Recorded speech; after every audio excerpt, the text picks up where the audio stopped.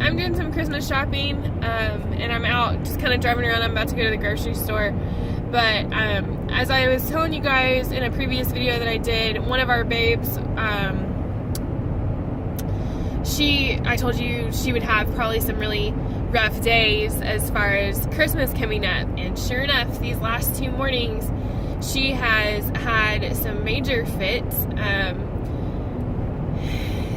So she's having some really big feelings, and when she has these kinds of fits, she gets physically aggressive. So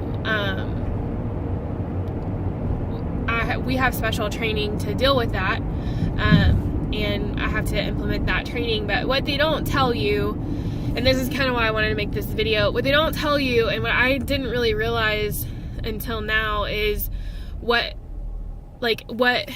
chemical reactions happen in your brain and your body when you're doing those kinds of maneuvers with the kids and just dealing with their behaviors. The first video that's on this channel is me talking about being depressed, and I didn't really realize it at the time, and now I kind of know. When we got our first foster babe, this kind of thing was a daily occurrence. Literally, I would wake her up at 5 o'clock in the morning when she didn't have to be at school until 8 because I anticipated a fit.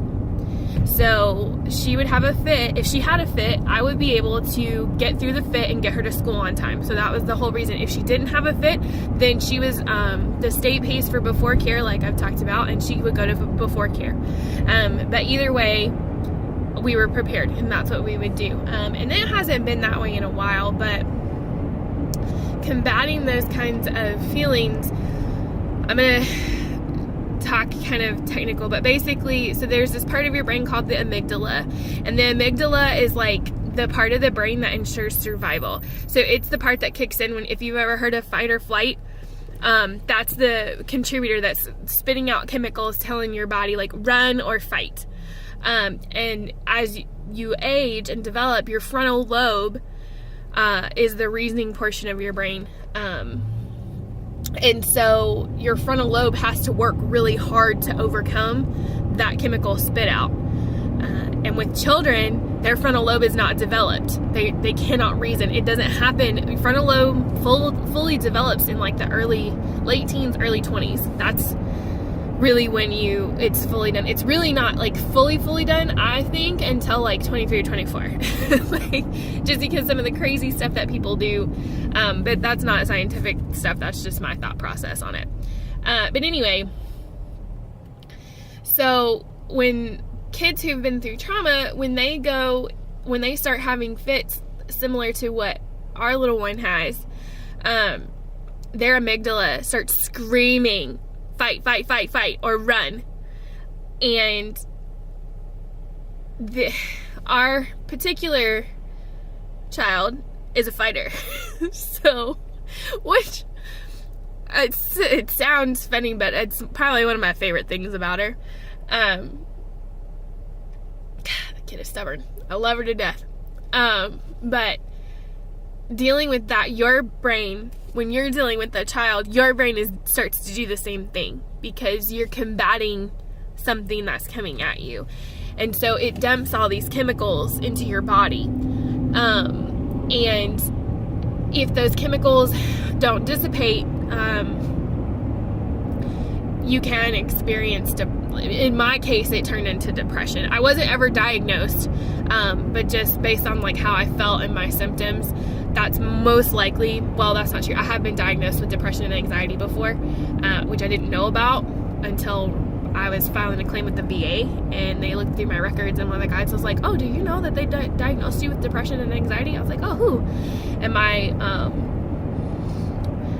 medical doctor, I went up to mental health, and the therapist that I saw up there was like, no, you're not depressed, you're fine. But my regular physician wanted to put me on antidepressants, and I told him no. Anyway, that's a tangent, but that's what it turned into for me at the beginning of the year. And I didn't realize it because what was this type of event was happening every day for like 3 or 4 months at least, and then it would go down to every couple days. Well, the other thing that happens, especially with kids, and I've been told this by my girls therapist, when they go into fight or flight, it takes 2 days for their body to flush out all those chemicals and regulate back again. So for 2 days they're dealing with this. Like, if you've ever been really, really upset, especially as a woman, I don't know how men deal with this because I'm not a man. But if you've ever been through like a traumatic event, or you have like really bad PMS and you're just sad, or like something happens and you get really like amped up for the next couple days, you kind of feel like just kind of drained, and like kind of, for me, like it's almost like you feel like vulnerable. And so that's kind of how they feel. And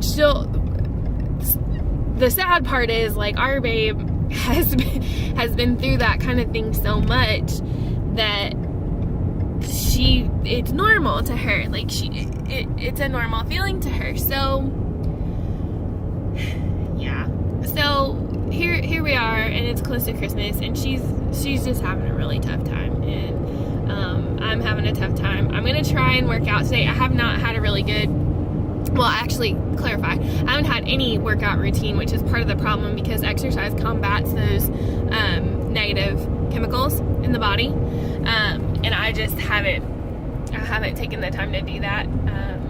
So this is my week off of school right now. I have 2 more weeks. My mom's coming.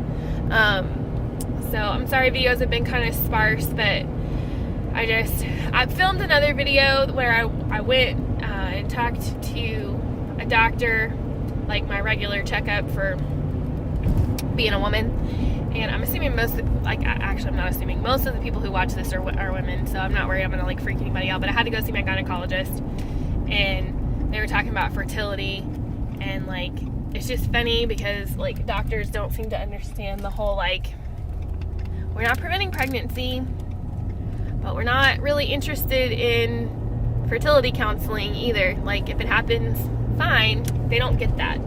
So like, I had to explain this to this doctor like 4 times. She asked me if I wanted to go see like a fertility counselor. I was like, no, we're fine. Like, great if it happens. Not so, like, great if it doesn't happen. This is not the time to be worrying about this. Because if we got pregnant, we can handle it. Like, we just could. It would be fine. So yeah, there's a little fertility stuff thrown in there too. But